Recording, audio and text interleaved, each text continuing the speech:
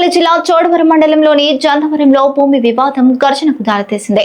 గణేష్ సాగు చేస్తున్న భూమిపై సాలాపు మారునాయుడు దాడి చేయగా గణేష్ మరియు అతని కుమార్తె తీవ్రంగా గాయపడ్డారు. వారికి స్థానికులు ఆసుపత్రికి తరలించారు. ఇప్పటికే నిందితుడిపై 3 ఎఫ్ఐఆర్లు ఉన్నప్పటికీ మళ్లీ ఇలాంటి సంఘటనకు పాల్పడటంపై గ్రామస్తులు ఆగ్రహం వ్యక్తం చేశారు. పోలీసులు కేసు నమోదు చేసి విచారణ చేస్తున్నారు.